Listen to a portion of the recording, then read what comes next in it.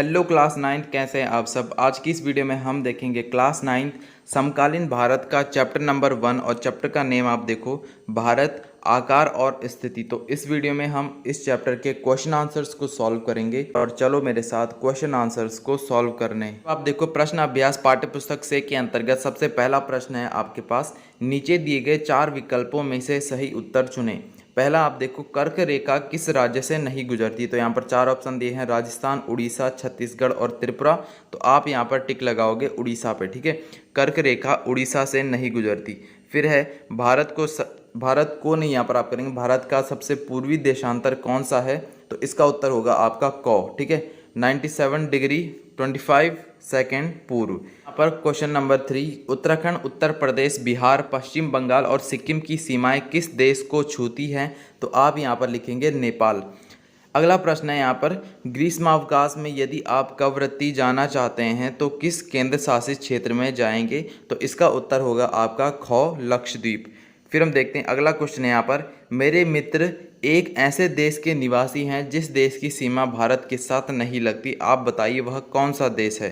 तो यहाँ पर आप देखो भूटान, ताजिकिस्तान, बांग्लादेश और नेपाल। तो आपका आंसर होगा ताजिकिस्तान। फिर हम देखते हैं अगला क्वेश्चन है आपके पास, प्रश्न 2, नीचे दिए गए प्रश्नों के संक्षिप्त में उत्तर दें। तो पहला प्रश्न आप देखो यहाँ पर क्या है, अरब सागर तथा बंगाल की खाड़ी में स्थित द्वीप समूहों के नाम बताइए। दक्षिण में कौन कौन से द्वीपीय देश हमारे पड़ोसी हैं। तो उत्तर आप देखो पहला है यहाँ पर, अरब सागर में लक्षद्वीप तथा बंगाल की खाड़ी में अंडमान और निकोबार द्वीप समूह स्थित हैं। दक्षिण में श्रीलंका तथा मालदीव द्वीपीय देश हमारे पड़ोसी हैं। फिर आप देखो क्वेश्चन नंबर 2 है यहाँ पर, उन देशों के नाम बताइए जो क्षेत्रफल में भारत से बड़े हैं। तो इसका उत्तर आप लिखोगे रूस, कनाडा, अमेरिका, चीन, ब्राज़ील और ऑस्ट्रेलिया क्षेत्रफल में भारत से बड़े हैं। फिर क्वेश्चन नंबर 3 है यहाँ पर, हमारे उत्तर पश्चिमी, उत्तर तथा उत्तर पूर्वी पड़ोसी देशों के नाम बताइए।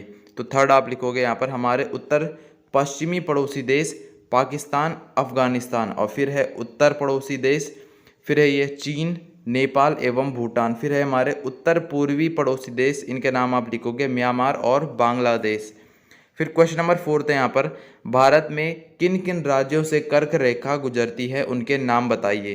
तो यहाँ पर आप देखो कर्क रेखा गुजरात, मध्य प्रदेश, छत्तीसगढ़, झारखंड, पश्चिम बंगाल, त्रिपुरा एवं मिजोरम राज्यों से गुजरती है। फिर क्वेश्चन नंबर 3 है हमारे पास, सूर्योदय अरुणाचल प्रदेश के पूर्वी भाग में गुजरात के पश्चिमी भाग की अपेक्षा 2 घंटे पहले क्यों होता है, जबकि दोनों राज्यों में घड़ी एक ही समय दर्शाती है, स्पष्ट कीजिए। तो इसका उत्तर आप लिखेंगे, गुजरात और अरुणाचल प्रदेश में समय का 2 घंटे का अंतर है। गुजरात की अपेक्षा अरुणाचल प्रदेश में सूर्य 2 घंटे पहले उदय होता है, किंतु फिर भी दोनों राज्यों में घड़ियाँ एक ही समय दिखाती हैं। पृथ्वी एक अक्षांश घूमने में 4 मिनट का समय लेती है, इसलिए 15 अक्षांश घूमने में पृथ्वी को 1 घंटा लगता है।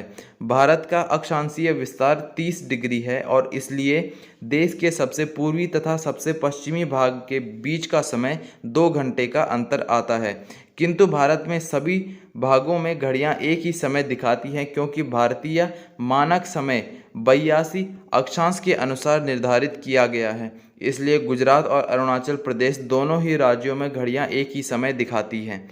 तो उसके बाद हम देखते हैं क्वेश्चन नंबर 4 है यहाँ पर, हिंद महासागर में भारत की केंद्रीय स्थिति से इसे किस प्रकार लाभ प्राप्त हुआ है। तो उत्तर आप लिखोगे, भारतीय भूखंड पूर्वी एवं पश्चिमी एशिया के केंद्र में स्थित है, जो भाग एशिया महाद्वीप से जुड़ा है। अब आप यहाँ पर लिखेंगे भूमार्ग एवं पर्वतीय दरों की सहायता से।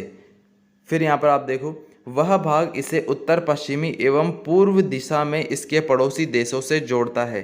दक्षिण प्रायद्वीपीय भाग हिंद महासागर के अंदर दूर तक चला गया है, जिससे भारत को पश्चिमी तट के पश्चिम एशियाई, अफ्रीका और यूरोप तथा दक्षिण पूर्वी एवं पूर्वी तट से पूर्व एशिया के देशों के साथ नज़दीकी संबंध बनाने में मदद मिलती है।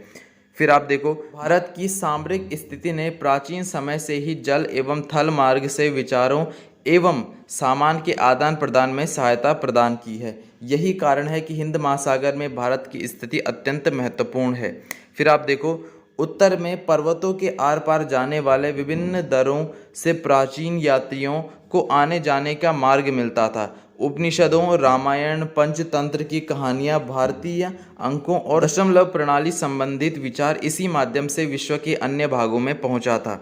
फिर आप देखो, मसाले, मलमल और व्यापार का अन्य सामान भारत से अन्य देशों में ले जाया जाता था। दूसरी ओर यूनानी मूर्तिकला, पश्चिम एशिया से विभिन्न प्रकार के गुंबद एवं मीनार बनाने की भवन निर्माण कला देश के विभिन्न भागों से देखी जा सकती है। फिर आप आगे लिखोगे, हिंद महासागर में किसी भी अन्य देश का समुद्र तट भारत जितना बड़ा नहीं है और वास्तव में हिंद महासागर में भारत की महत्वपूर्ण स्थिति के कारण ही इस महासागर का नामकरण भारत के नाम पर किए जाने को सही ठहराता है। फिर आप देखो, अगला है आपके पास मानचित्र कौशल। प्रश्न 1 है इसके अंतर्गत, दिए गए मानचित्र की सहायता से पहचान कीजिए। अब आपको बुक में आपका मानचित्र दिया होगा, उसकी सहायता से आपको इनकी पहचान करनी है। ठीक है, पहला है अरब सागर और बंगाल की खाड़ी में स्थित द्वीप समूह। तो हम देखते हैं यहाँ पर आप देखो, इस तरह का आपको एक मानचित्र दिया होगा और उसमें आपको इन सब की पहचान करनी है। ठीक है, सो इसका उत्तर आप देखो, लक्षद्वीप एवं अंडमान निकोबार द्वीप समूह। पहले का उत्तर क्या आप लिखोगे यहाँ पर, अरब सागर और बंगाल की खाड़ी में स्थित जो द्वीप समूह है वो कौन सा है, अंडमान एवं निकोबार। अब आप देखो यहाँ पर है, ये रहा आपका अंडमान एवं निकोबार द्वीप समूह। तो इसी तरह से उसके बाद सेकंड क्वेश्चन आपका क्या है, भारतीय उपमहाद्वीप किन देशों से मिलकर बनता है। तो जो भारत का उपमहाद्वीप है वो किन देशों से मिलकर बनता है, वो आप लिखोगे पाकिस्तान, अफगानिस्तान, चीन, नेपाल एवं भूटान, म्यांमार और बांग्लादेश। तो यहाँ पर आप देखो, इसके जो पड़ोसी देश हैं वो सारे यहाँ पर आप देखो, म्यांमार, चीन, पाकिस्तान, अफगानिस्तान, इन सब से मिलकर बना होता है। फिर तीसरा यहाँ पर, कर्क रेखा कौन कौन से राज्यों से गुजरती है। तो कर्क रेखा कौन कौन से राज्यों से गुजरती है, ये आपको अच्छी तरह से याद कर लेना है, क्योंकि इसके आपके एग्जाम्स में आने के चांसेस ज़्यादा हैं। ठीक है, सो थर्ड है यहाँ पर, गुजरात, मध्य प्रदेश, छत्तीसगढ़, झारखंड, पश्चिम बंगाल, त्रिपुरा एवं मिजोरम। फिर आप देखो, अगला प्रश्न है आपके पास, भारतीय मुख्य भूभाग का दक्षिणी शीर्ष बिंदु। भारतीय मुख्य भूभाग का दक्षिणी शीर्ष बिंदु, तो आप लिखोगे 37 डिग्री 6 मिनट। उसके बाद अगला यहाँ पर प्रश्न 5 है, भारत का सबसे उत्तरी अक्षांश। तो इसे आप लिखोगे 8 डिग्री 4 मिनट। फिर अगला है यहाँ पर छठा क्वेश्चन आपके पास, भारत का सबसे पूर्वी और पश्चिमी देशांतर। तो 6 आप लिखोगे यहाँ पर 68 डिग्री 7 सेकेंड और एवं 97 डिग्री 25 सेकेंड। ठीक है, फिर यहाँ पर आप देखो, अगला प्रश्न है आपके पास, सबसे लंबी तटरेखा वाला राज्य। तो ये आप लिखोगे कन्याकुमारी। फिर है प्रश्न 8 है आपके पास, भारत और श्रीलंका को अलग करने वाली जल संधि। भारत और श्रीलंका को अलग करने वाली जल संधि आप लिखोगे से पाक जलडमरू। फिर है यहाँ पर अगला प्रश्न, भारत के केंद्र शासित क्षेत्र।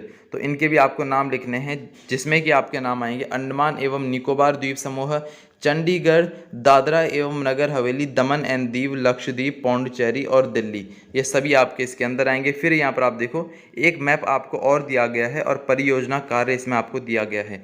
इसमें आपको क्या करना है, अपने राज्य का विस्तार, अक्षांश एवं और देशांतर में ज्ञात कीजिए। ठीक है, देशांतर इनको आपको ज्ञात करना है, तो इसका उत्तर आपको स्वयं करना होगा।